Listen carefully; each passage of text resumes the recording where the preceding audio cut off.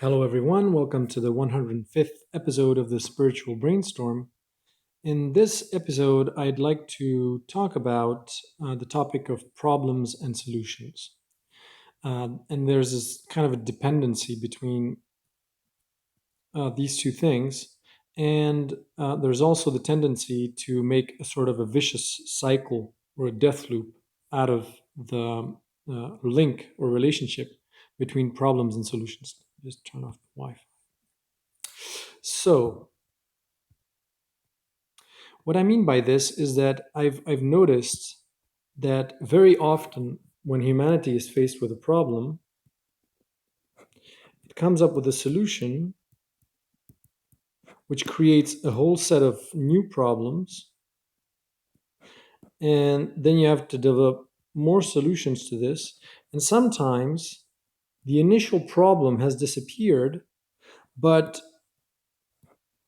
you are basically now stuck with a kind of a loop here where you're creating new solutions to problems that could go away just if you've noticed that the initial problem has disappeared.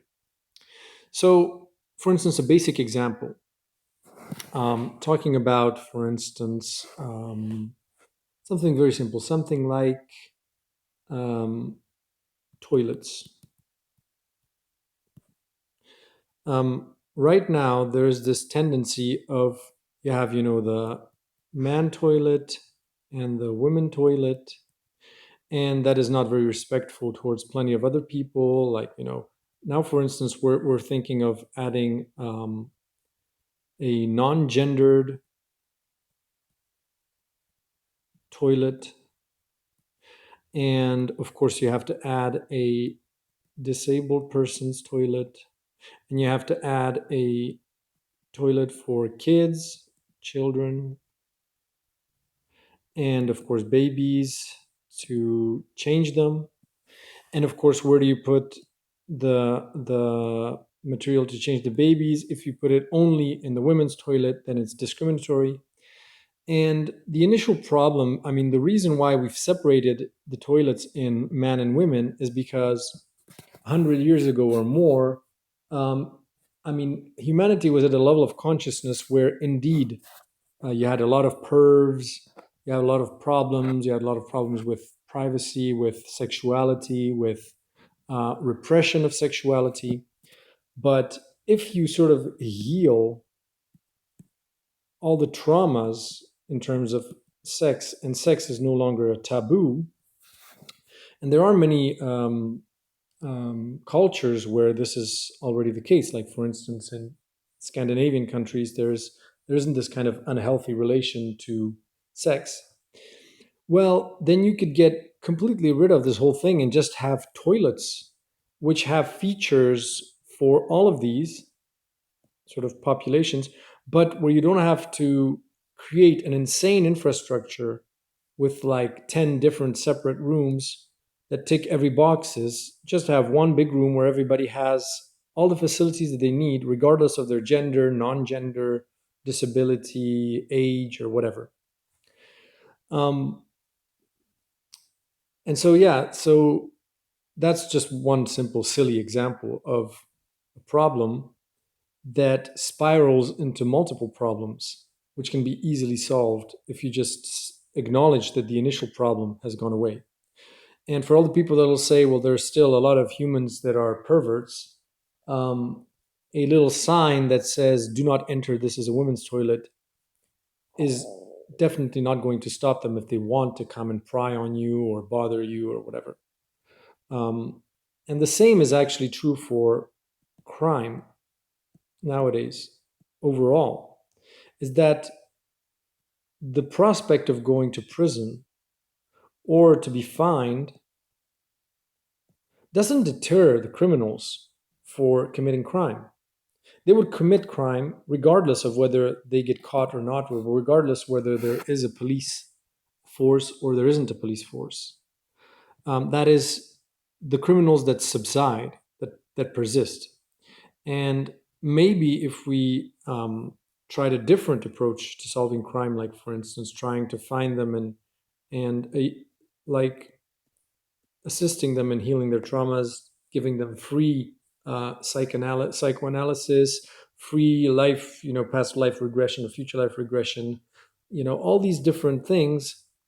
With all the money that you invest in hiring police forces and judges and all that stuff, if you took all that money and just funded um, healers and hypnotherapists and all kinds of other therapists that do all kinds of healing, and said this is now for free for everyone, then crime rates could drop significantly.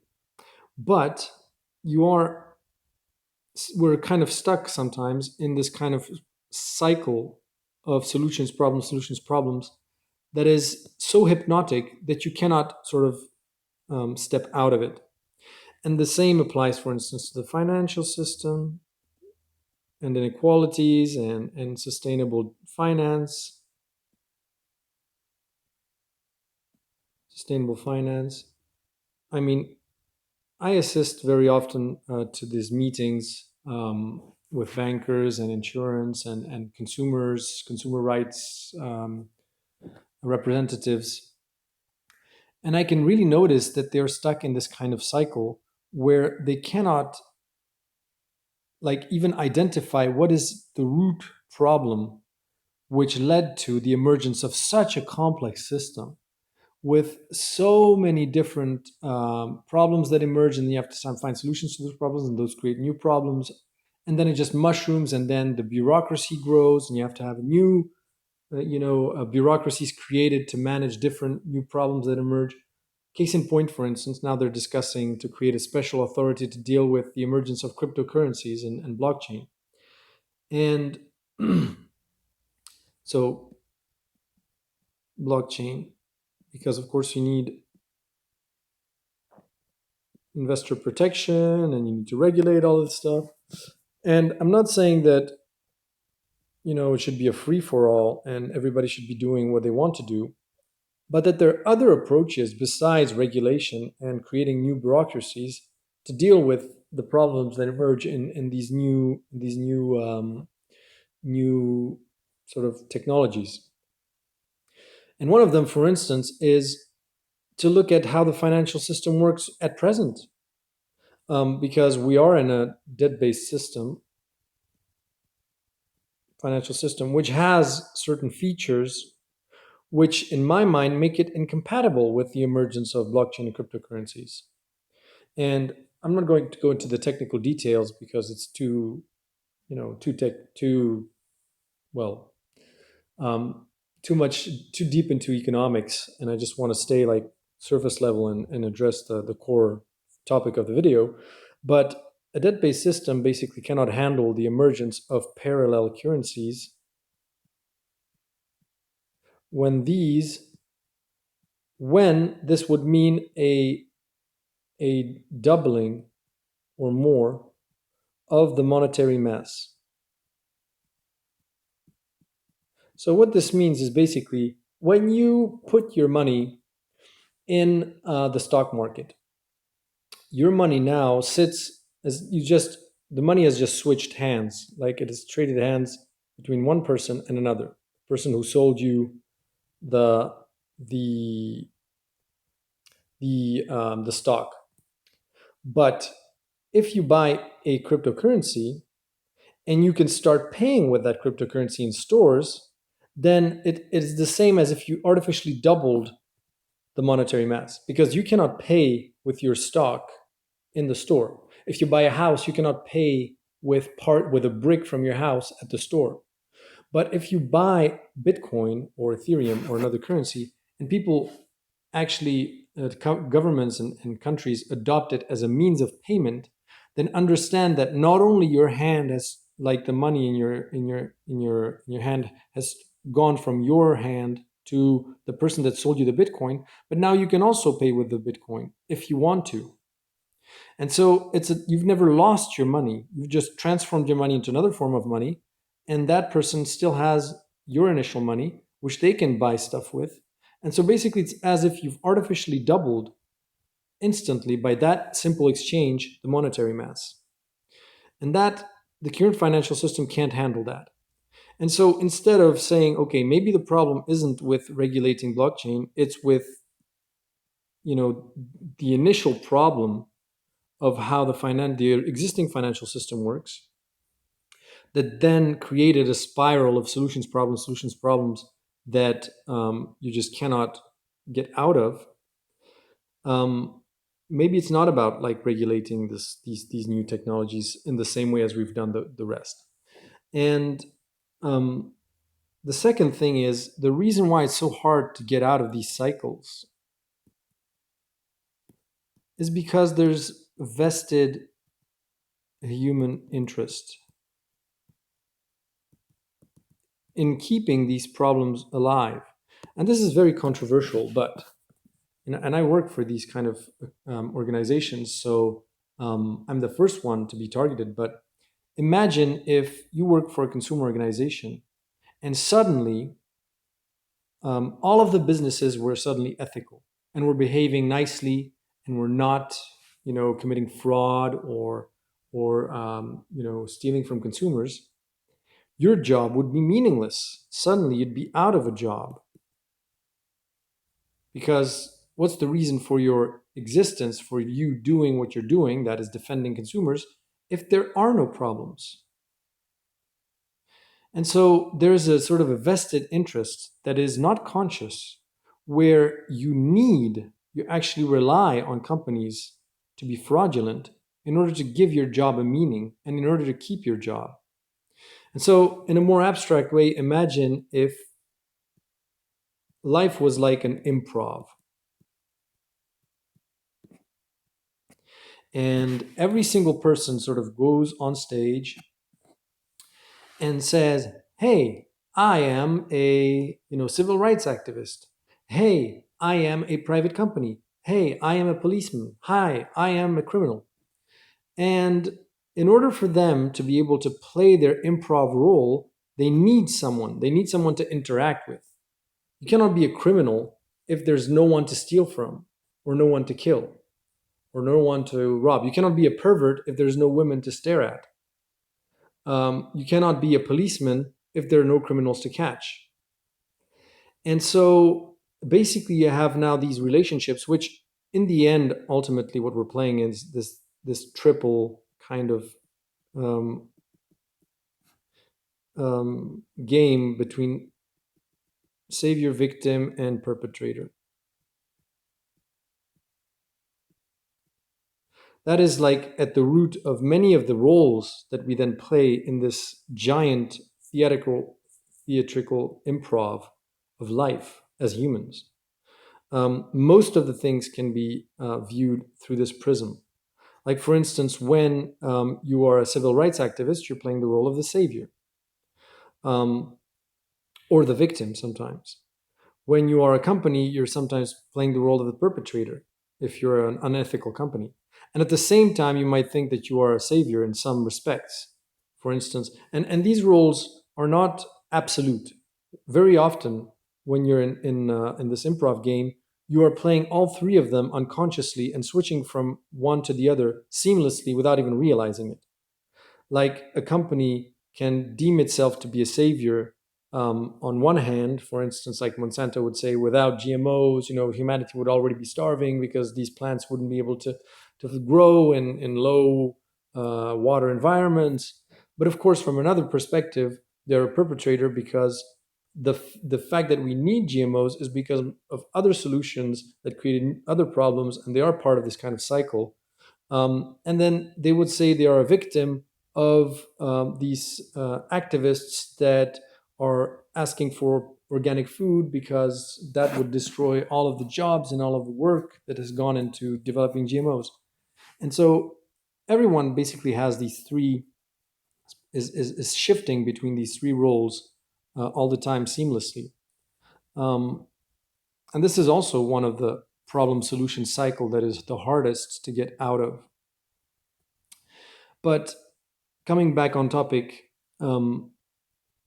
the fact that you have this vested human interest for these to endure, like for instance, if you're a police officer, what would you be doing if suddenly there was no crime? And so to understand that they are actually dependent on a certain problem to continue to exist. And so, one thing that I think should happen in the future, and which is not easy by any standard, is to think of what activity, what you would do if the problem that you're trying to solve disappeared.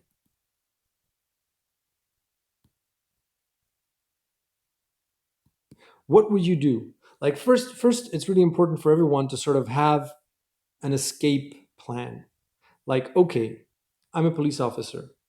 If there were no more criminals, what would I be doing with my life?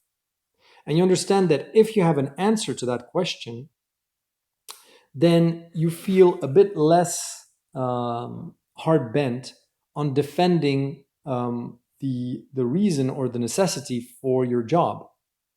And the same for politicians, the same for everything. Like, imagine if society now managed to self govern itself perfectly and no need of politicians.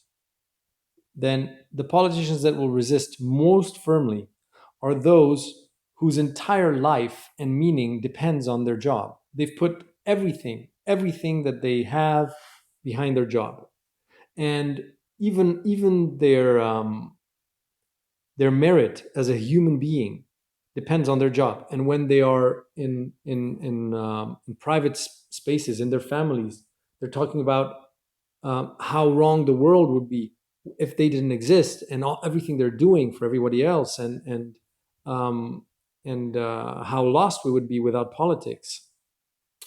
Um, and so imagine what they have to lose if suddenly politics disappears. The necessity for politics disappears.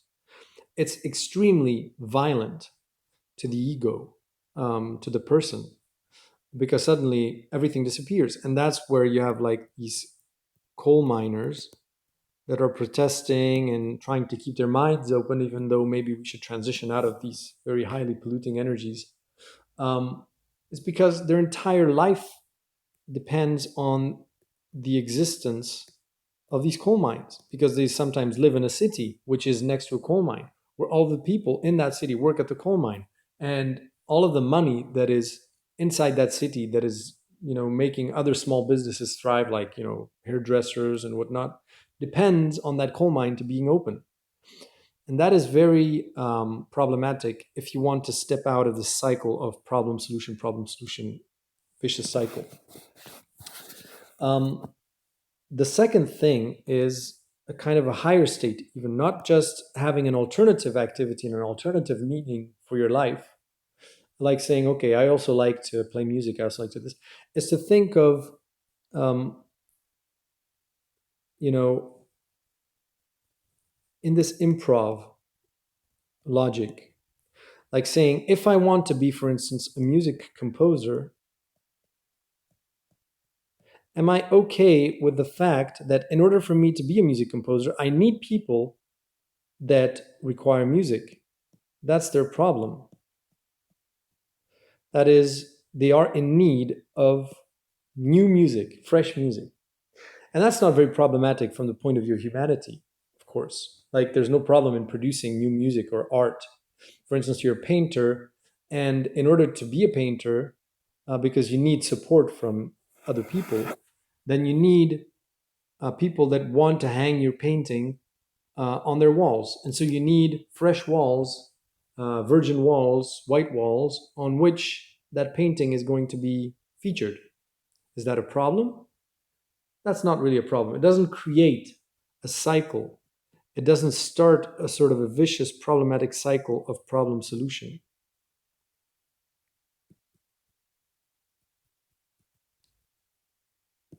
And so, but when you try, for instance, when you want to be a civil rights activist, and you look at life through this improv kind of lens, then you realize that in order to be a civil rights activist, you need to have problems with civil rights.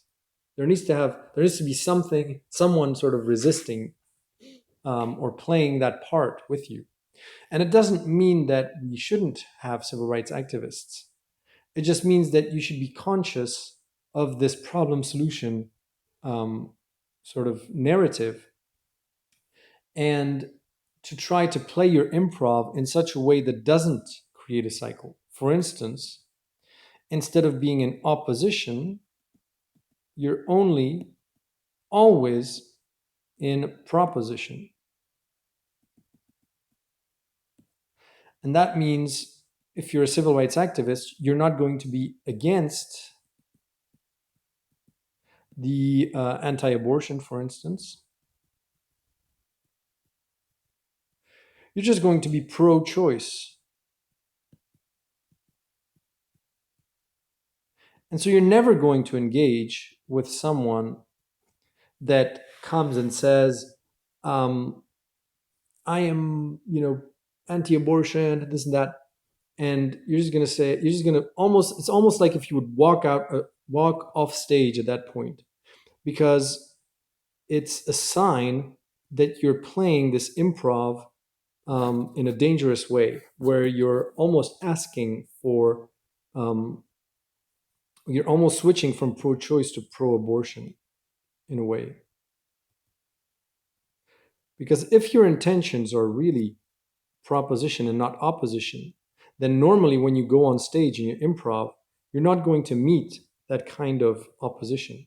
It'll be a different kind of opposition, or it won't feel like an opposition. It will feel like somebody just sharing their concerns and their views, and that's fine. Um, and so this is a kind of a higher way of looking at things. To be okay with and to be conscious of the different cycles of problem solutions that you can create if you choose to go on stage and play a certain role. Um, and so I think that's also one of the things that is going to change radically in the future, which will lead humanity on a totally different path, is once everyone sort of adopts this proposition mindset and is conscious of the cycles that may be created out of their their way of coming on stage and choosing to play one or the other, acting one of the other things, engaging in certain activities, for instance, then you can solve a whole lot of problems instantly, because there is no sort of infinite feedback loop between those. Um, and you never forget what the initial problem was as well, because you're conscious of the root of what's at the root of that cycle, and that also prevents it from becoming a cycle. So I hope this video was interesting. If you have any questions, feel free to reach out, and talk to you in the next video.